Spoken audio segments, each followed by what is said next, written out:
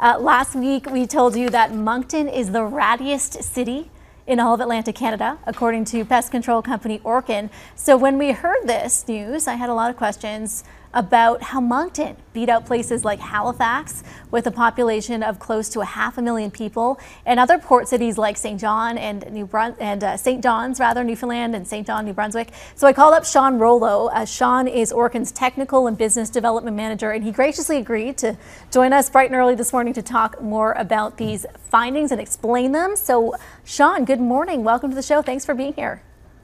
Good morning, Elise. Thanks for having me.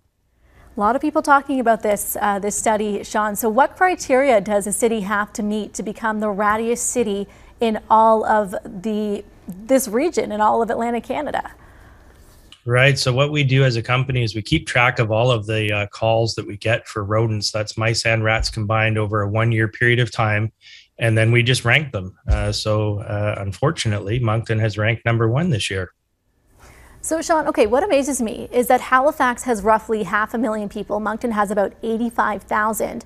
So how is it that there have been more calls in a city of tens of thousands than a city of hundreds of thousands? Because this is not per capita. This is overall calls, right?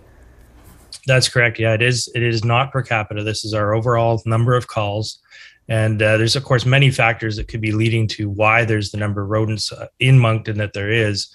One of which would, of course, be the new developments. Moncton's growing at a really, really great rate, which is wonderful for the economy, great for the area. But with all those building permits that are going, there's a lot of ground being broken. And when the ground is broken to build these new construction, of course, you're dislodging a lot of these rodents. They're, looking for a new place to go. And so that's one of the primary driving factors. Okay, so a lot of that groundbreaking happening in Moncton, so that could be it. Okay, can you explain how COVID has had an impact on an increased number of rodents getting into homes and businesses? I think a lot of people kind of know the ins and outs of how COVID affects pests and their habits, but give us an overview for those who might not be familiar with this. Sure. With COVID, there's a lot of businesses that have struggled, particularly a lot of our smaller businesses, small restaurants and so on. And if there's rodents that are in that area that have been relying on those small businesses, say a restaurant, for example, they've got food scraps that go out back, there's a dumpster out back, rodents may have been feeding on all of that. And then if that restaurant has had to close or had reduced hours, then the rodents, again, they've lost that resource. So they need to find it somewhere else. They'll start to look elsewhere. The other thing that happens during COVID is, or even any time of economic crisis or depression, recession, companies will cut back on sanitation and maintenance costs because they're trying to save some money. And when that happens, pests tend to flourish. Right. Okay, that makes sense.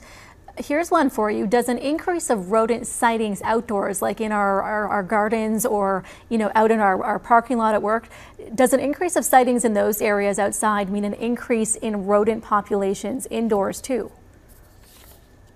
Generally speaking, yes, one will coincide with the other. If you've got rodents in close proximity to a building, especially this time of year when it's starting to get colder out, they feel that heat coming off the building and naturally want to find a way to get inside to stay warm. So yeah, rodents around the outside of the building, not a good sign. You want to definitely take measures to help exclude them from being able to enter your premises. We're going to talk more about some of those measures in a moment, Sean, but just before we get there, I understand it's more likely that rodents can become aggressive during a pandemic as opposed to in quote normal times. Why is that, and what kind of aggressive behavior are we talking about here? Sure. So any sort of aggressiveness will come from a lack of resource. So if there's a lack of food, there's a lack of water or shelter, they'll certainly become more aggressive. So if as example, we talked about that restaurant, if it is closed down, there's no more food in that area, rodents in that area will certainly become a little bit more aggressive. And I understand too, in doing a little research on this myself, the jury's out on whether or not this aggressive behavior can be passed down in rodents' offspring, but there is a potential that the next generation of these mice or rats could be, their behavior could be a lot more aggressive because it's passed on genetically. Rodent prevention tips, let's end it there, Sean. Halifax came fourth on this list of 15, by the way, in Atlantic Canada. St. John's, Newfoundland, is it the second rattiest city. Number 15 spot, Digby, so last place, Digby. But let's talk about some prevention tips so that nobody is on this list next year in our region. Sean, what can we do to keep the rats and the mice out of our homes and businesses? Sure. So the first thing is do things that are going to deter them from being around your property in the first place.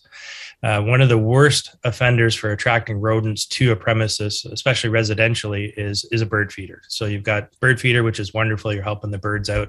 But all those seeds are falling on the ground, and those rodents have got just a whole host of food to survive off of. So that's one of the number one. Any sort of other food sources that might be around on the outside, like putting garbages out the night before the garbage is picked up, is not a good idea. Keep it inside, put it out the morning of. Looking for any sort of water leaks. If you've got leaky pipes or so on, that could be a source of water for rodents. And then, of course, once they've got close to the building, we want to make sure they can't get into the building. And so you want to have a good exclusion program, making sure to seal up around pipes and wires, so that they don't have an entranceway into the building itself. Door sweeps underneath garage doors and your man doors.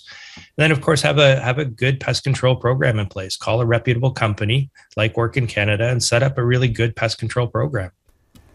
All right, Sean, I wish I could say I'm looking forward to next year's list, but I don't think I am. But I'm happy Halifax is not in the top 3. I know we have been. Newfoundland was number 1, St. John's last year, and Moncton, of all places, is number 1 this year. Thanks for this, Sean. Appreciate this, I think. You're welcome. All right, Sean Rollo, he is a manager with Work in Canada. Rattiest city in all of Atlantic Canada, folks. Moncton gets the dubious distinction this year.